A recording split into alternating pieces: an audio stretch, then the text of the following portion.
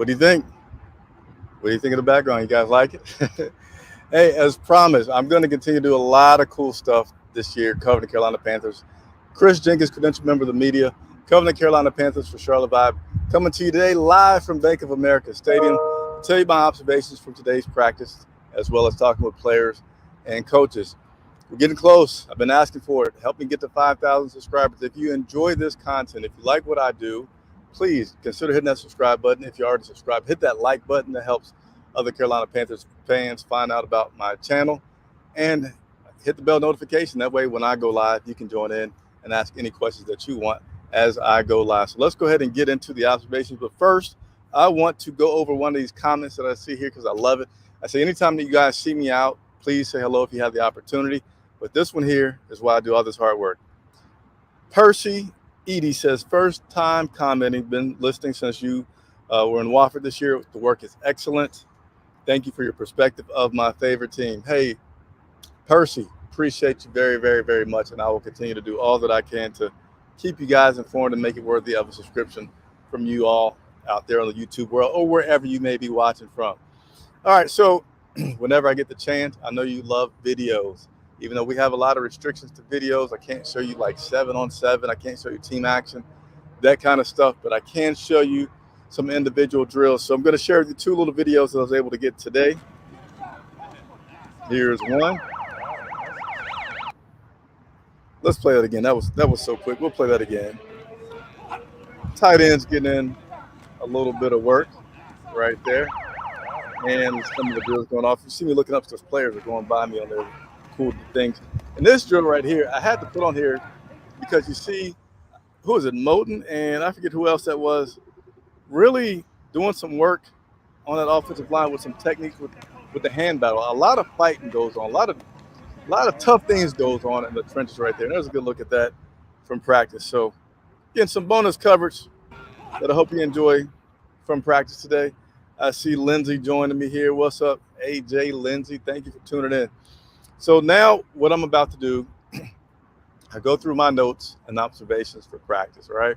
So give me a second. I'm still on a new computer out and about.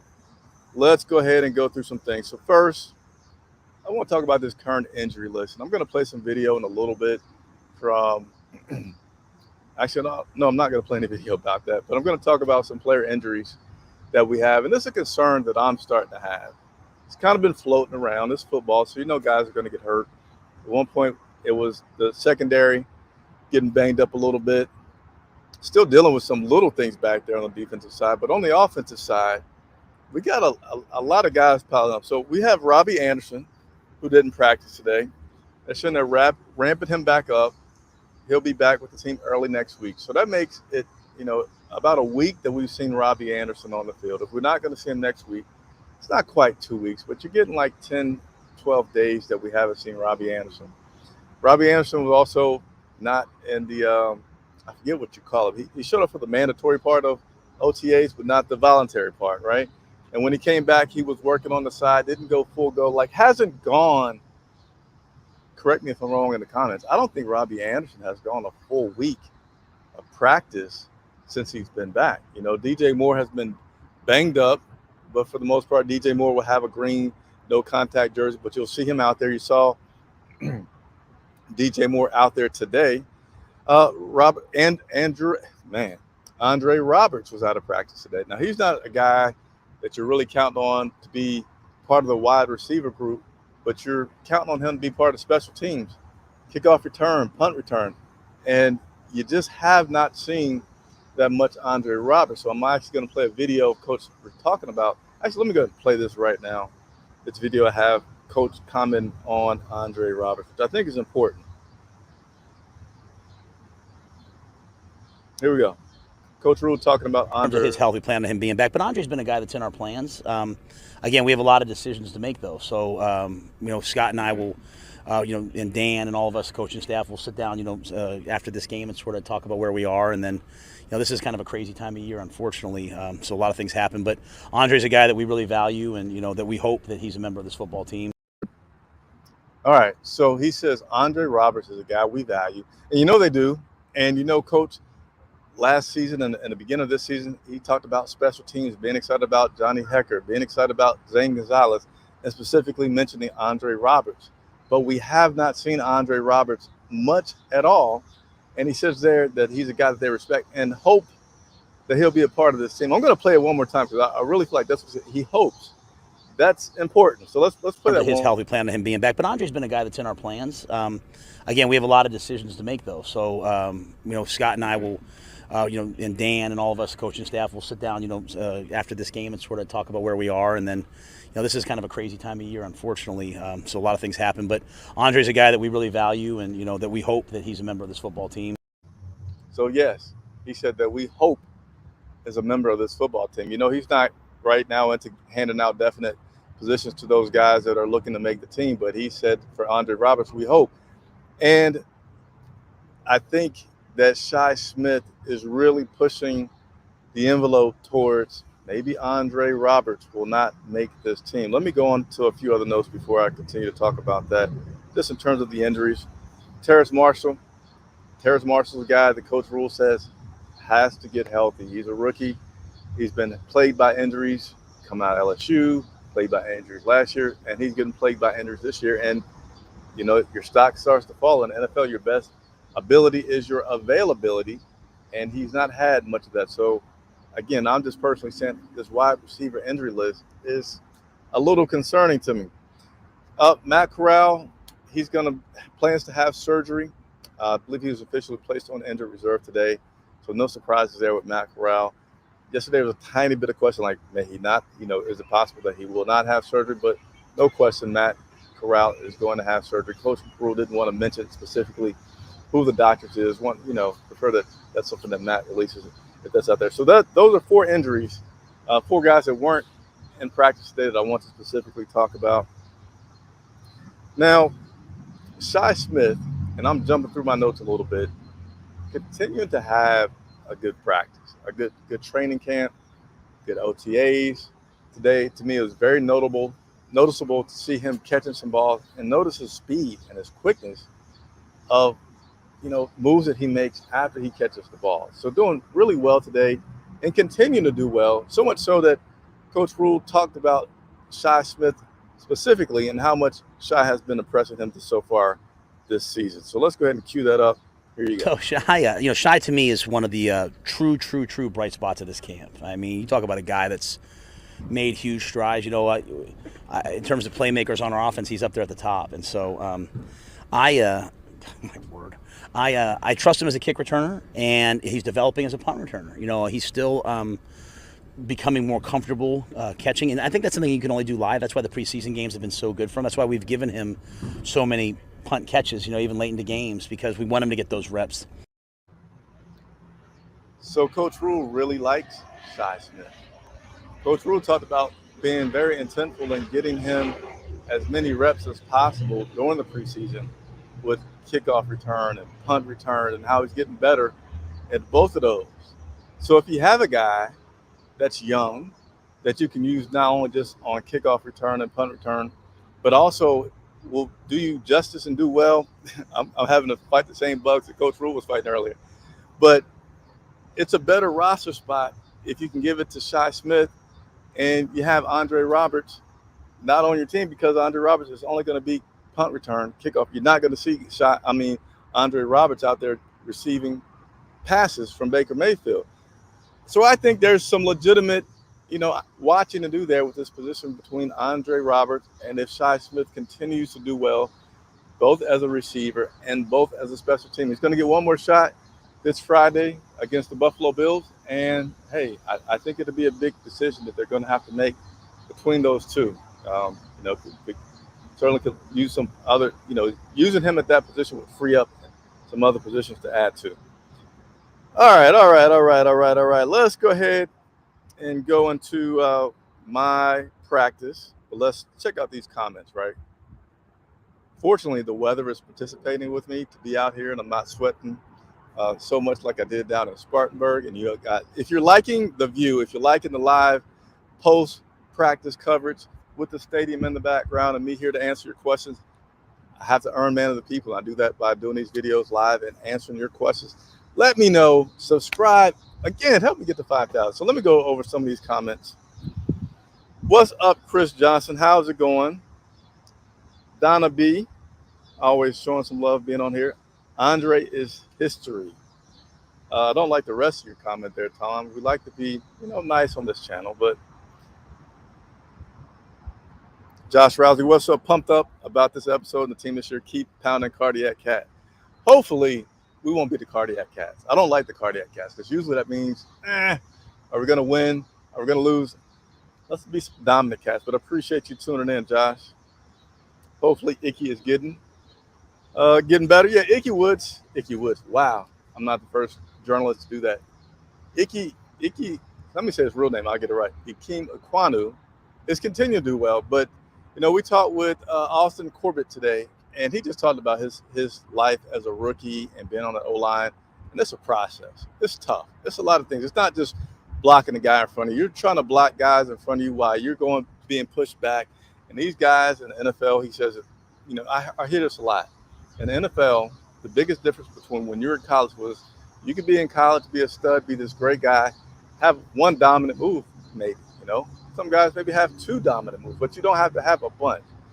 At this level in the NFL, guys have more than one great move, and guys study you. This is all they do is live and breathe football. So if you got just one move, and you kind of tip your hat with how you're going to get into that move, the guy on the other side of the ball is paid quite well to expose the fact that he knows that you tipped your move. So that's something that Icky's going to have to learn and get better at, and it's just going to take a little bit of time. But is he getting better? Yes, he's getting better, and I'm looking forward to seeing him continue to play. Look at this. Look at here. Lauren. Hey, Lauren, you're invited to come on. The people miss you. Lauren was our co-host last year. Enjoyed it greatly. Thank you for tuning in and saying hello. Look forward to seeing you, and we need to catch up outside of work. Hopefully we can. When is the next joint practice for the Panthers? So they're done with joint practices. There are no more joint practices. They only had one this year. That was with the New England Patriots. This week is the final practice. This week is the final preseason game against the Buffalo Bills. So we will not have any more of that. All right, so let me go ahead and run through my notes and observations from practice today.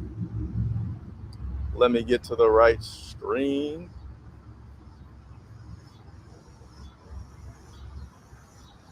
Can I get to the right screen?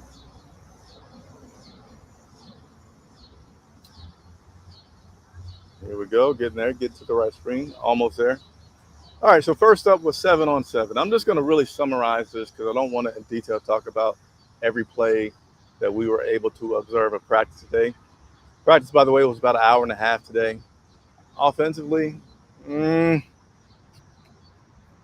still not having a consistently good practice from start to finish on the offensive side. So for me, very happy that yesterday Coach Matt Rule decided to name Baker Mayfield as his starting quarterback because I want to see them get in more sync, with all of his receivers. Now, I will say, Baker didn't have all of his ones out there. He mostly just had DJ Moore out there and Shi Smith, who could ascend into that position.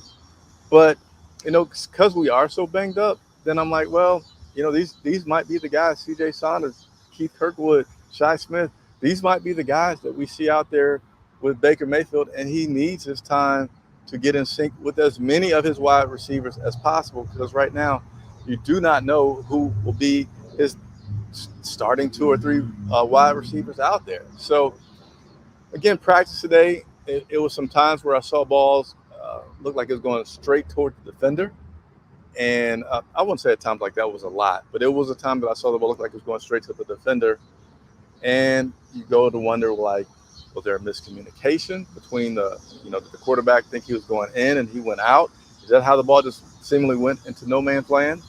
It was sometimes where the ball was just thrown. And again, I don't want to say it was bad, but it was times that I saw what appeared like miscommunication, what appeared like a misthrown ball, what were some drop passes, not every play, but more than I would like to see at this point.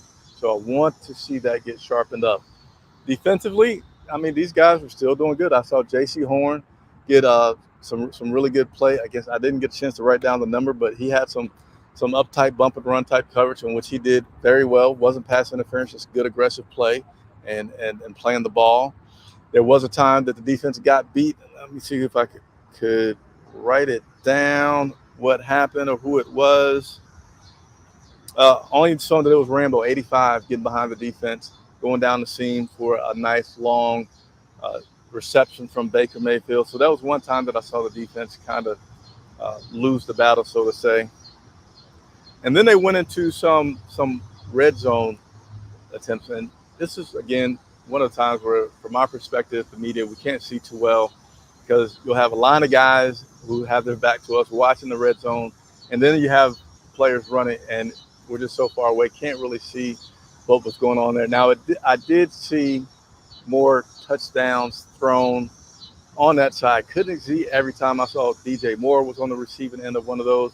And I think Sam Darnold threw one on the red zone. So that was a chance where in the red zone, they were able to be offensively a little bit better. Saw it more evenly matched up than you did in the other drills. Again, want to continue to see some progress there, but that's just where we are. And I'm still happy that Baker Mayfield was named the starting quarterback so he can get these reps. And hopefully that'll mean in the future I'm going to be reporting seeing better success on that offensive side. All right. So I already played all my clips from talking with Coach Matt Rule. A few players that we got a chance to talk to. Higgins, a.k.a. Mr. Hollywood, talked about Baker's confidence. He as well talked about the offense from Ben McAdoo is complicated, but good. And then I think I have a little clip that I want to play from him. So let me cue that up for everybody that's tuning in. Give me a second to make sure I can do this well without fumbling over everything.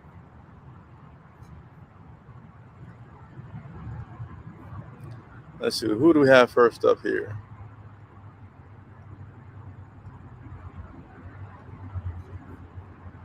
So, as me as an individual, I'm looking at, obviously I've been going against Denzel and the whole defense. I want to see just little things in the defense that we think we can exploit. What plays that we really like. How I think I can set up a defender, which way, you get what I'm saying? So I've already been watching film, especially on the preseason of the guys that I think might come in. So I've been doing a little homework on the Browns. All right. Let me see if I can get back to my screen here. Give me 1 second. Again, trying to, I left this comment on the screen forever. I did not mean to do that. Sorry for leaving that comment up there. But there's Rashad Higgins talking about the things that he's trying to work on and focus on as leading up to that first regular season matchup against the Cleveland Browns. I'm liking Higgins more and more each day. I hope all these guys succeed, but really enjoying some of the conversations that we've been able to have with Higgins so far. And that was him, again, answering my question about things that he wanted to work on up until the first game against the Cleveland Browns. Also had a chance to ask Austin Corbett. I'm trying to get the offensive line coach on interview, so look for that. But meanwhile, Austin Corbett was up, and I asked him specifically what is impressing him about camping as the new offensive line coach for him that is currently with the Carolina Panthers. So let me share that with you as well. Give me a second. And here we go. Get easier on game day. And then any particular moment where he's been impressive to you as a teaching coach? Yeah, I think it's just his different ways of thinking, right? Obviously, I was with him in Cleveland there for a little bit, and guys being with him now are getting used to his styles and just understanding. It's a lot for an offensive lineman to understand or to be with a coach that understands the game. Offensive line, it's very easy on paper. It's very simple. You line up, you step left, you step right, you block them, right?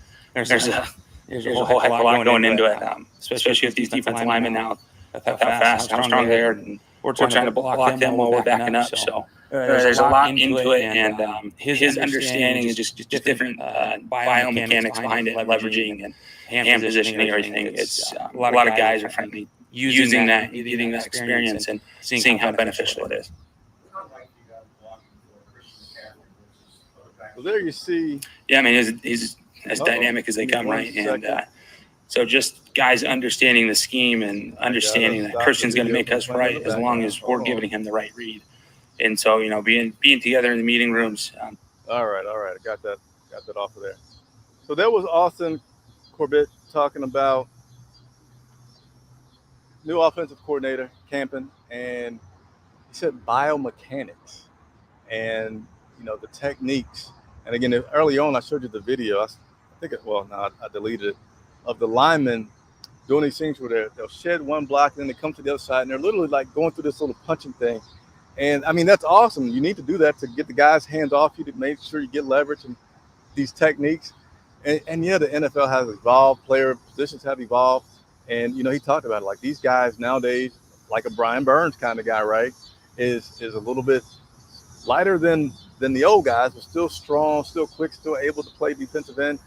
Going up against guys like that, you got to have a lot of tricks in your bag, a lot of tools in the tool bag. And, he feels like Campen is doing a good job of teaching them that. And then I got one more that I'm going to share with you. And this one here, good old Christian McCaffrey. I feel like I got a chance to actually have him come out of that great media report that he always gives and saw a little bit of not a little bit of personality, but some genuineness here. Let me get this video for you of my question to Christian McCaffrey. Hopefully I can cue it up properly here. Then go here. Let me rewind it just a tad bit. Here we go.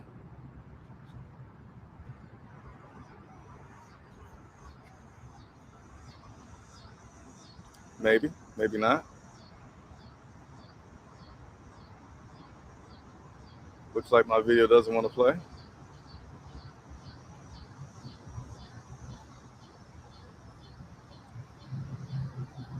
All right, looked like my video of Christian did not want to play, but I know how to try it again. So give me a second. We're going to try again to show you this video of Christian that I thought was a pretty cool response in terms of, does he want to play this Friday?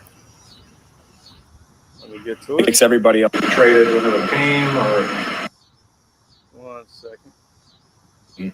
Like I said, I just have a lot of respect for him and the way he's handled everything. All righty. All right. YouTube, Facebook, and Twitter. No, wait no longer. Here we go.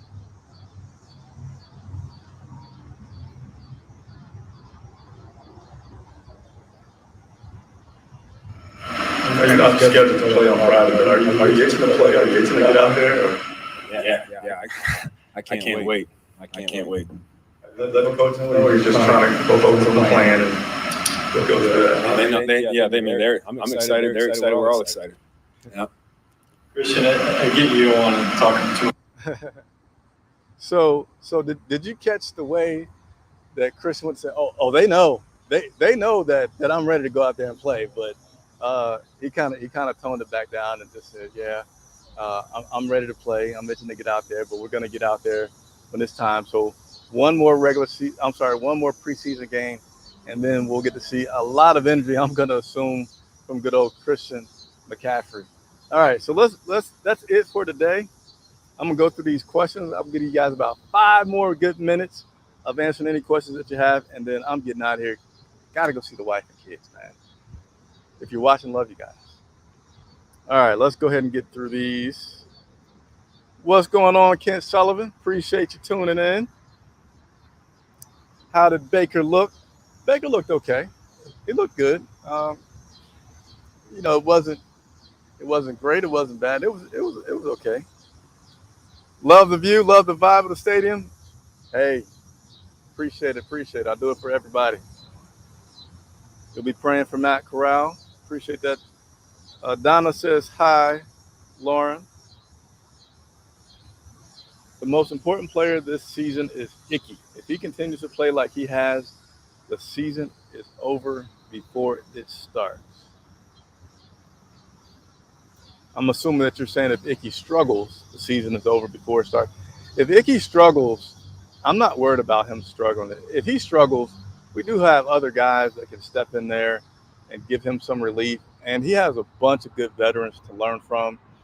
And I just don't, I'm not worried about his struggles being something that is a disaster. I just feel like at this point, with the new offensive coordinator, with the new offensive line coach, Matt Rule has a lot of people around him with some good years of experience in the NFL. And what you should not see, it's just like a huge breakdown where you got all these guys that have had head coaching experience. How in the heck could you let Icky go through a situation where his performance maybe doesn't meet the needs of the team so much that is detrimental to the team, and you get your quarterback crushed?